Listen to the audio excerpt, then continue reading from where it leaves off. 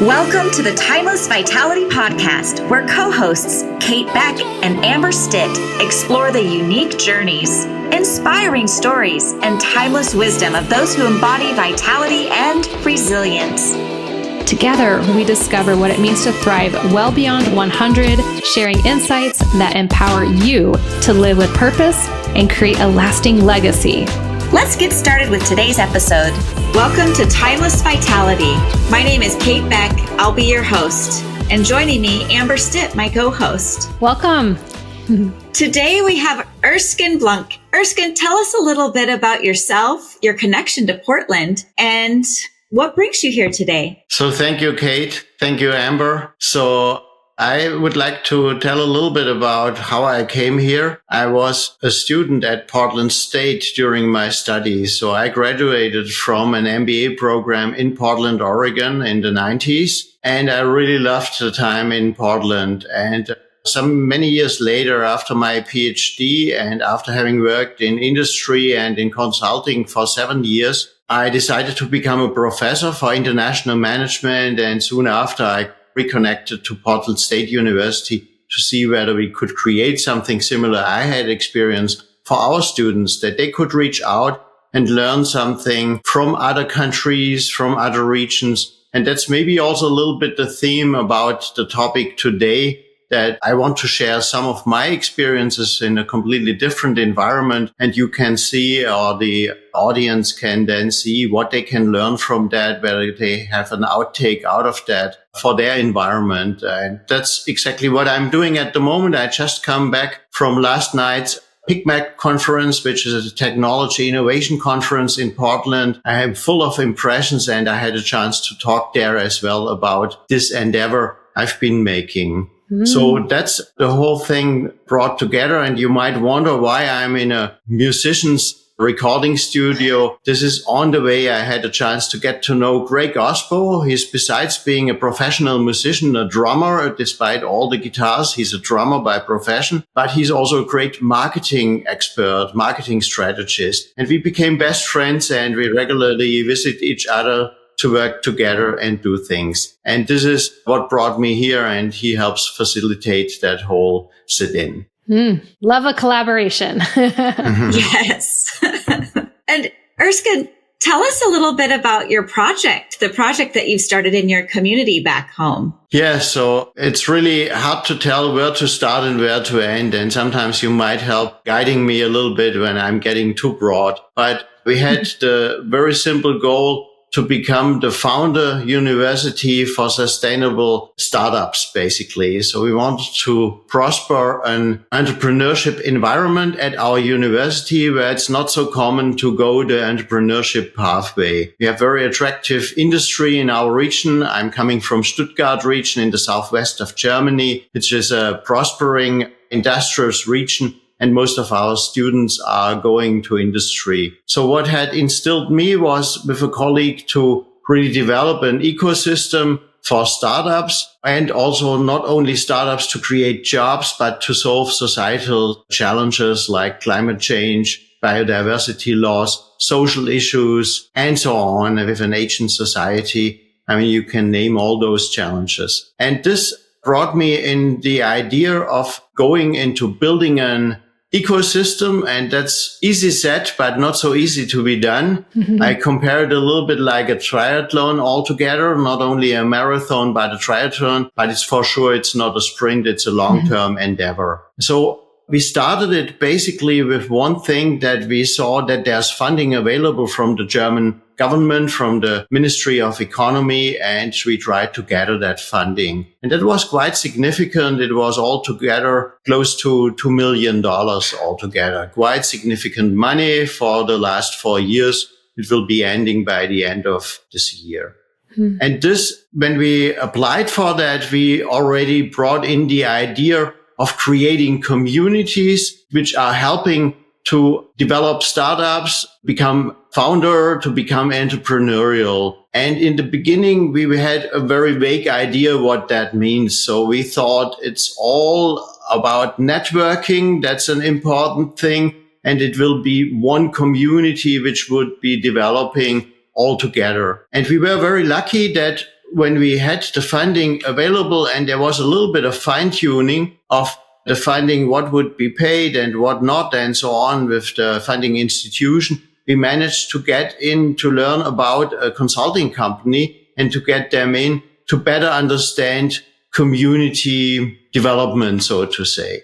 And if you like, I can go a little bit more deeply into that challenge of developing communities. Yeah. Yes. What is a big challenge that you've had to overcome or be facing as you approached this? So what you have to really bear in mind, you are meeting a lot of people. It's very nice. Networking is very important in business life altogether. At the same time, often it leads to nothing. So you meet, you have good intentions, that very nice evening, and the next day you're rolled over by your daily work and you forget about it. So at this point, to get it to really getting rolling and have it permanently going on is a very important. And here, by the help of that organization called mycelium, and I don't know whether you heard that term mycelium. So it's about fungus, about mushrooms, basically. Mm-hmm. And it's not the mushroom itself. It's something what you have in the soil underneath, under the mushrooms. You sometimes might wonder when you go to the forest that always at the same place the year after there will be mushrooms again. And you don't see it from the outside. It's all under the soil. And this is the idea how communities are developing. And that's the name of the consulting company who helped us, a very small, almost NGO. So they do it really for the passion and not so much for the money. So what we really learned with them is to create communities around a clear purpose. That's very important. And they also helped us distinguish between a network and a community. So a network means no commitment at all. Everything is possible. You might meet again. You might work again together. You might follow up on it. But it could be that you meet very casually every other year and you don't see each other. And this is the starting point often. But the art is really to create out of such a network individual communities which are sharing their common ideas and are going around a certain shared purpose, having certain values which develop when they get to know each other a little bit more closely. And then it's about commitment. That's a very important term. We don't have that word in German, by the way. We use it as well, as we haven't found one in German. And commitment means it's give and take. So it's the expectation that you are giving something, that you're committing to be there at a certain point of time and to take over things if someone else is not available and cannot cover it. So that's some of the basic rules which we found were very important to start it. And I can later on explain a little bit to give some examples how that practically would look like. I'd love to hear an example. Amber, how about you? I love that you're distinguishing between the two. Networking is not as much work, and work in a good way. Like if you're really going to make a difference, it's really building out the community. So I'm happy to hear. Yeah, so that's absolutely the case. And the first community we had really flourishing and created was a maker community. So people who are making things, they are not talking too much, but they see a challenge and they solve it. They do it. Whether it's something which is broken, to repair it, to organize a repair cafe, something like that, or whether they think Wi-Fi should be available in a community. They find out whether they have some equipment. Someone wants to donate a little bit of equipment and they make it work. And they are very technically interested, but often by a purpose. The people we got to know there were also very interested in making the world a better place when it comes to the environment. The ecology was really a big concern about them, climate change and things like that. And they all came together in a situation where we had COVID. In the very first weeks, the medical people, the doctors and the help people, 8 people, they did not have protection environment. They didn't have masks. That was one thing. And the other one was they didn't have face shields. And those face shields, they figured out, the makers, that they could be printed with a 3D printer and laser cutted to make a foil to cover your face, basically. So they tried it out. There were more than 100 of those shields available, like prototypes. They were testing and using them. It was successful. In the end, they woke up something like 100 people who were printing day and night. My son was one of them. And it ended up producing 6,000 of those units within 6 weeks. And after 6 weeks, they made themselves redundant, that they found a mold that it could be produced much more efficiently industrially. And then to come to the makers, to not distract too much around that interesting theme, it's really that we figured out that it would be great to do more things with such talented people at the age between 15 and 75. So it was stretching all across all ages. And we were just starting our startup center, having a space there. We said, we don't have engineers at our university. It would be great to have people with technical know-how to help us, to have them on the ground. And we invited them to meet there regularly and to install a little workshop, an environment where they could tinker around. And we had even a little bit of equipment. We have built into our tender something called a laser cutter. And they are meeting now on a regular basis, twice a week, every Monday night, very crowded. And it's a crowd of 50, 60 who are coming. And in the meantime, they have created also under that whole thing under a legal form, but that's much later, after they have done a lot of accomplishments. I mean, this is all ages working together in their talents, in their flow of what they're good at, what they're great at. That's powerful. And mentoring. The youth is mentoring the mentors, and the mentors are mentoring the youth. Like, it's creating community. That's why I was so excited to hear about it. It's like a work sharing space of collaboration, relationship building, and innovation. Absolutely. So, for example, the older ones are learning how to repair a smartphone, whereas the younger ones are learning how to take out a few components of an older 1980s, 1990s hi-fi audio device, and that it could be repaired very easily altogether. So both sides are learning from each other and are respecting each other. That's also a community full of respect towards each other. Wow. Well, that ties us into a very important question. What makes a community or an individual timeless? Yeah, thanks for that question. When you take that practical example, there's one guy, Benny, who was really the driver behind it. And he is someone you cannot say no to. He is winning over people. He's asking you, why don't we do that together? And people say, yes, we should do that. It makes a lot of sense. So he reaches out to people. However, he did not want to make a community to a Benny show, kind of. So he tried to keep it really equal, democratic, that everybody decides about it. And that if he's on travel, if he's not there, that it nevertheless is happening. So this is something he has been thinking of, and we've been guiding them with that know-how, what we gathered from that consulting company. So we were quick learners, so to say. We were guiding them through a process, how to organize that. It's based on several responsibilities, that something has a certain momentum, even if one or two persons who have created it are not so active anymore or are temporarily not able to support it. And this is then based on values, that you're sharing the values, that you have a clear purpose. They have been working. And to make engineers and technicians to talk about values, it's not a natural thing. They rather want to tinker around with IT. But they figured out, sometimes we need to talk. We need to take notes about it, write it down, agree on something, make it really a little bit more solid. Yeah. Thinking outside of the box. Like an orchestra of the minds and respect for all these generations. It's so amazing.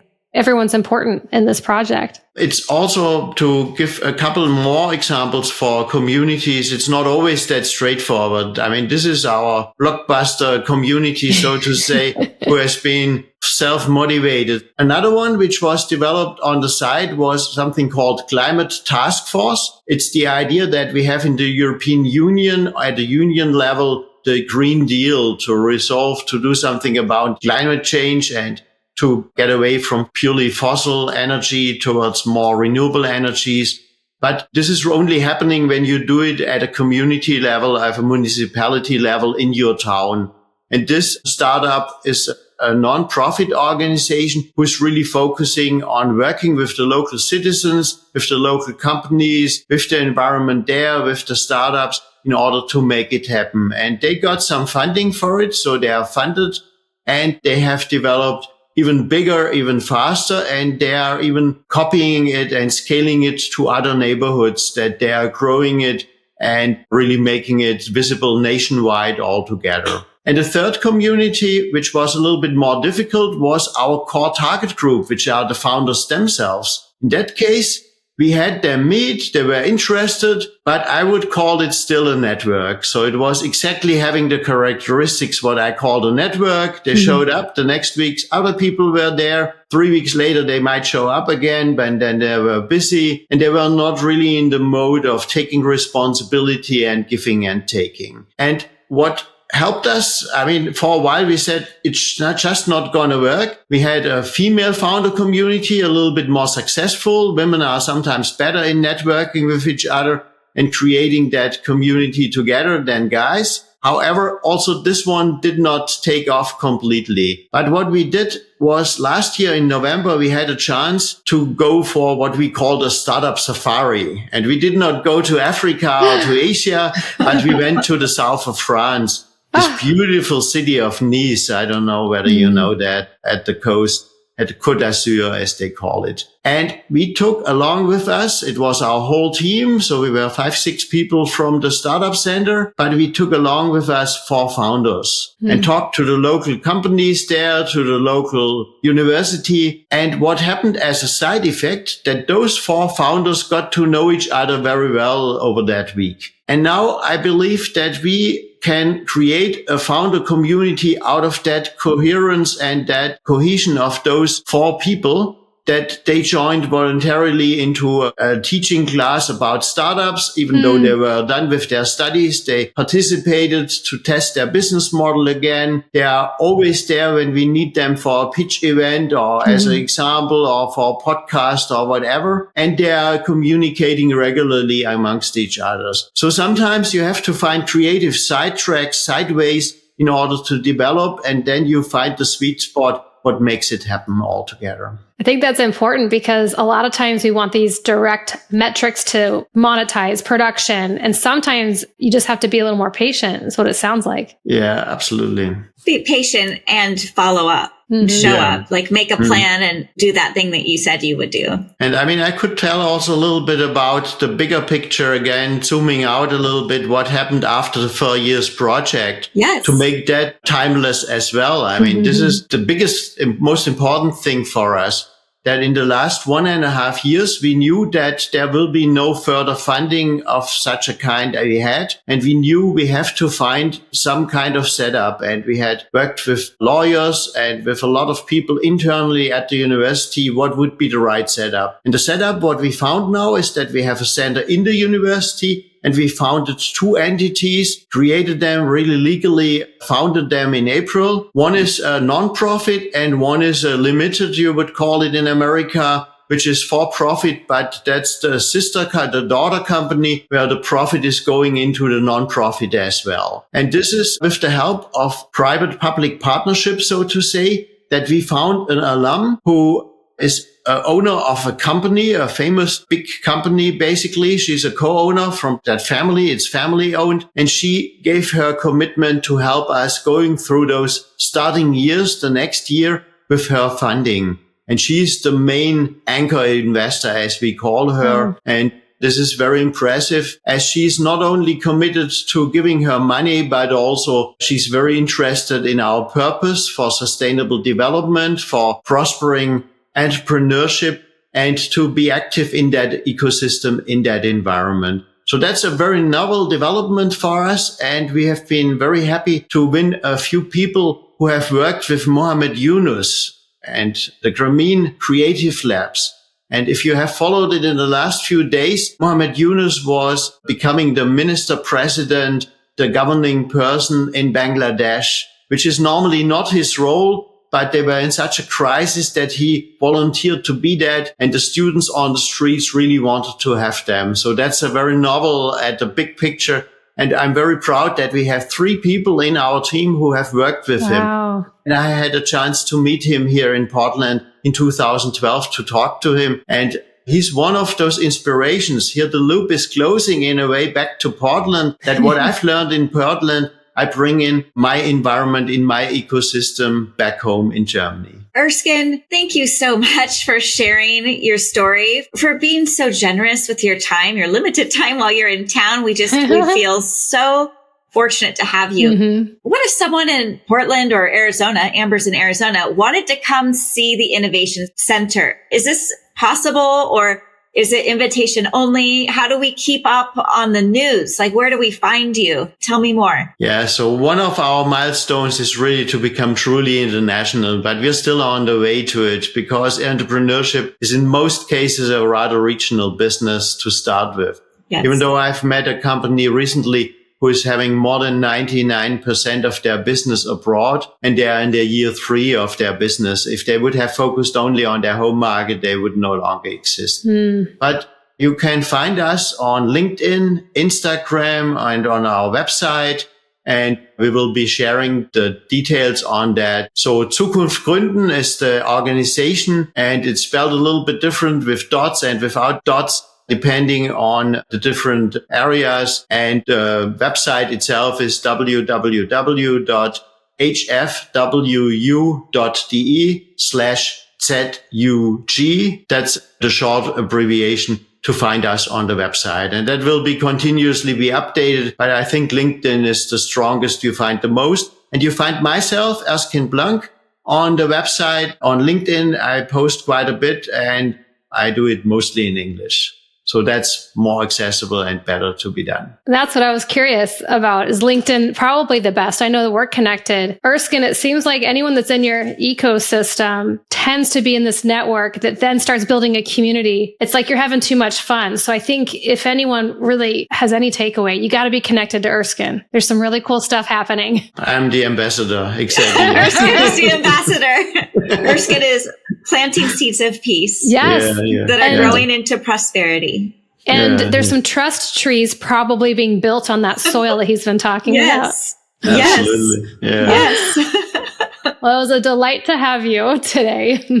We had so much interaction between the US and Germany, and that helped so much building creative ideas, whether we brought design thinking from Portland State to us 10 years ago and other things. So it's a mutual learning, and I had a chance to meet the new dean of the business school the last days. So it will further develop. It will grow, I'm sure. And I had a chance now to talk to 2 very nice ladies for that recording. And I'm very happy that I had a chance to do that. Thanks a lot for that opportunity.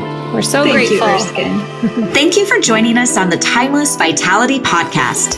We hope today's episode has inspired you to embrace the journey of thriving well beyond 100. Remember, your story is still unfolding, and every step you take adds to the timeless legacy you are creating. Until next time, stay vibrant, stay empowered, and continue living with purpose. We'll see you on the next episode.